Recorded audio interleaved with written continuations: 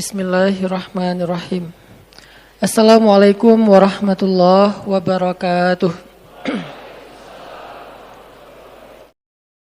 Ketika ada hal-hal yang sulit dalam agama bukan berarti disuruh kita give up, bukan. Tapi disuruh kita untuk terus berusaha, jangan menyerah. Karena emang gak akan berhasil sekali, maksudnya kayak gitu. Kalau kalian pengen istiqomah sekali, gak akan berhasil. Coba lagi, gagal, ulangi lagi, terus saja. Sampai benar-benar sampai di level istiqomah. Kayak dulu kalau misalnya kita suka ngabisin waktu yang agak-agak kurang berkualitas sih, kayak main game gitu. Awal-awal main game kan langsung baru pertama main udah kalah ya. Terus nyoba lagi naik level, kalah. Nyoba lagi level 2 menang, level 3. Sampai akhirnya kita bisa tuntasin tuh game. Ini kenapa dalam urusan kayak gitu kita entertain, kita bisa begitu istiqomah, komitmen banget, kekeh gitu. Nah, dalam agama, dalam kebaikan, gak usah ngomongin istilah agama deh. Dalam kebaikan aja. Kalau kita bisa kekeh, kita bisa, pokoknya saya pengen banget jadi orang yang istiqomah dalam kebaikan-kebaikan. Maksud Allah, coba lagi. Gak berhasil, coba lagi. Gagal dikit, coba lagi. Melendoy, coba lagi. Terus aja coba. Ini istiqomah teman-teman. Sampai Nabi aja beruban. Artinya Nabi itu mikir banget pengen istiqomah. Kayak misalnya saya catat beberapa kebiasaan kita. Kayak misalnya pas lagi reunian gitu ya. Ketemu dengan muatan teh. Kalau ketemu sama dia terus jadi pengen balikan gitu kan ya. Apalagi kalau pas ketemu tuh jadi kayak teringat, dia pakai baju yang dulu kita pas udahan dia pakai baju itu loh. Jadi kayak flashback, langsung balik lagi ke cerita-cerita dulu kita pernah jalan ke sini, dulu kita pernah seru-seruan, kita pernah gila-gilaan bareng, kita pernah apa segala macam gitu kan ya. Kayak hilang akal berdua, terus jalan kayak orang mabuk gitu di tengah jalan, tengah malam, terus teriak-teriak, terus marah-marah di bawah hujan gitu. Apa maunya kamu? Enggak, aku cuma pengen kamu. Udah rame gitu-gitu.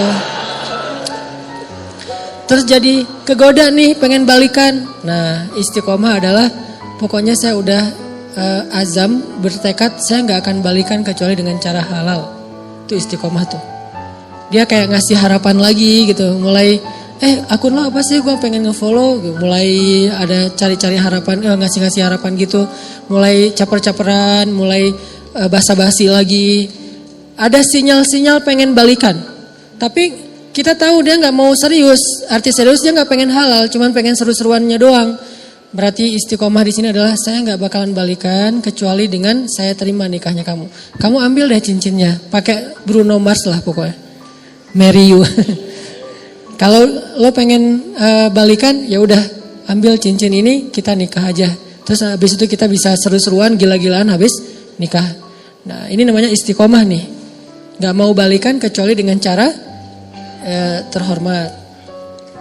Terus kayak lagi punya duit, ngelihat ada teman kita kayak bedah plastik gitu, bibirnya pengen disuntik, jadi lebih tebal misalnya kan ya, kan lebih keren, lebih seksi gitu. Gue berapa sih kalau mau pengen nebelin bibir? Oh cuman 7 juta. Wah gue ada nih uang hadiah ulang tahun gue dari nyokap misalnya 5 juta, terus dari ayahnya 5 juta, 10 juta nih. Bisa nih kayaknya gue suntik-suntik bibir biar lebih tebal gitu, kayak siapalah gitu, gak usah disebut namanya. Nah ini kan godaan ya. Kita bisa tapi gak boleh, itu kan godaan banget tuh. Kalau pengen tapi gak bisa, ini gak terlalu ngegoda sih. Pengen dan mampu itu godaan banget tuh. Pengen tapi gak mampu, ya sabar aja. Gue sabar orangnya, kenapa? Gak bisa juga, gak mampu gitu. Tapi kalau bisa, mampu, kayaknya udah gak ada masalah, kita masih nahan, berarti istiqomah insya Allah. Jalan nih, duitnya sih nipis, tapi jalan bareng teman-teman. Lihat Onitsuka gitu kan ya, wah nih modelnya warnanya gua banget nih. Misalnya dia senang warna-warna tanah gitu, warnanya, ini coklat nih Onitsuka, terus lagi ngetren gitu kan, anak-anak SMA pada pakai, teman-teman sekelas pada pakai. Semuanya Onitsuka, kecuali saya sendiri yang masih pakai apa gitu kan ya. Yang lain pada Onitsuka pengen beli, tapi nggak ada cash, nggak cukup juga duitnya, harus nyicil. Jangan deh, tabung dulu sampai bisa beli tanpa harus nyicil misalnya. Ini orang istiqomah. Dia punya prinsip, tapi prinsip itu berlaku untuk dirinya, nggak dia paksain untuk orang lain. Karena ketika prinsip hanya dipaksakan kepada orang lain, dia tuh jadi orang yang gak nyaman buat orang lain, udah gak asik lagi. Kalau prinsip itu dia paksain buat dirinya, ke orang lain dia lebih kayak tadi tuh toleran, dia paham, mengerti, pengertian ke orang lain, semua orang berproses. Itu dia tetap orang soleh dan asik. Orang jadi gak asik tuh kan gara-gara memaksakan prinsip ke orang lain ya. Padahal dia sendiri juga belum kayak gitu. Nah, jangan maksain, tapi kita contohin, kita bikin itu sesuatu yang buat dia aku pengen lo kayak kamu, orangnya tuh gak kegoda walaupun di antara teman-teman yang pada misalnya lagi naik gunung gitu. Udah lama dia udah berhenti ngerokok nih. Pas kali-kalinya lagi pengen ke gunung, dingin, yang lain pada udah coba aja sebatang. Enggak lah, gua mah daripada ngerokok mending gua permen aja deh gitu misalnya. Ini istiqomah kan, dia udah komitmen gak bakalan ngerokok lagi karena kata dokter itu gak sehat untuk dia. Dia pernah sampai masuk rumah sakit gara-gara itu. Udah dia azam, dia bertekad, gue berhenti ngerokok. Teman-temannya semuanya ngerokok, dia gak akan nyalahin orang lain. Kalau lain ngerokok enggak. Yang penting saya udah gak lagi sekarang. Soalnya dia mungkin pakai bahasa-bahasa yang lebih santai lah. Kata dokter udah gak boleh, soalnya gue ada kayak paru-paru gitu. Nah ini orang yang istiqomah tetap asik. Jangan sampai kita sok istiqomah gak asik pula. Istiqomah belum, gak asiknya ya. Kenapa? Karena kita juga belum punya prinsip hidup, tapi maksain orang tuh harus berprinsip. Ini gak enak banget nih. Tuh Nabi aja kayak tadi tuh, beliau punya standar ideal banget, tapi ke orang lain gak pakai standar itu. Jadi Nabi itu punya 2 standar loh, standar diri sama standar orang lain. Kalau standar diri sendiri, yang saya sering share, sholat qobliyah zuhur itu 4 rakaat, itu standarnya Nabi. Tapi begitu sholat qobliyah zuhurnya depan orang lain, pakai standar orang, 2 rakaat aja deh yang ringan. Standar Nabi, tahajud itu 1 rakaat 5 juz 1 rakaat. Tapi kalau sholatnya bareng dengan orang lain, bacanya yang ringan-ringan aja deh. Al-Muluk aja dibagi 2 misalnya, sesekali doang Al-Muluk dibaca 1 utuh 1 rakaat. Kenapa? Karena Nabi itu orangnya soleh, asik. Solehnya ke diri, ke orang lain asik. Bukan ngebiarin ya, tapi gak maksain. Bukan ngebiarin tapi gak maksa. Apalagi bukan cuma gak maksa, kadang-kadang belagu lah gitu. Merasa udah paling keren sendiri gitu di antara teman-temannya. Padahal dulu dia juga berproses. Ini istiqomah teman-teman. Yuk kita belajar satu hal aja dulu. Coba kita latih. Bisa gak kita komitmen dengan satu program kita nih. Saya tahun 2018 pengen program misalnya berat badan gak boleh lebih dari, kalau saya karena tingginya sekian misalnya berat badan sebutlah maksimal 65. Idealnya sih 60. Kalau udah lebih 60 berarti saya udah gak istiqomah. Push up. Minimal sehari push up 50 kali. Bisa gak istiqomah dan dawam? Istiqomahnya apa? Makan gak boleh lebih dari jam 7 malam misalnya. Malam sebelum tidur minum air hangat. Atau malam jam 9 itu paling telat minum air hangat. Karena katanya ya, bukan saya juga gak ngerti. Katanya kalau minum air hangat itu membakar lemak. Gak tahu sih. Atau treadmill, lari, sepeda seminggu 2 kali misalnya. Terus pull up minimal sekali pull up itu 5 kali deh. Kalau gak mau banyak-banyak 5 kali. Latih terus. Nah dawam dan istiqomah dengan pantangan-pantangan. Dawamin programnya, istiqomah dengan pantangannya. Gak boleh kebanyakan gula, gak boleh kebanyakan soda. Mulai belajar minum kopi sedikit gula sampai minum kopi gak pakai gula. Terus juga gak pakai soda. Yang soda-soda mulai ditinggalkan. Terus lama-lama mulai dawamin air putih, makan makanan yang sehat, pola hidup, tidur yang cukup. Semua ini adalah istiqomah dan dawam. Satu hal aja, pokoknya saya pengen ikut sunnah yang kayaknya kece nih. Apa? Six pack. 2019 harus jadi nih badan. terus latihan. Nggak mungkin kan six pack tapi yang lain nggak kebentuk ya. Yang namanya six pack insya Allah kebentuklah semuanya, puncaknya di perut. Kalau nggak six pack minimal 3 lah.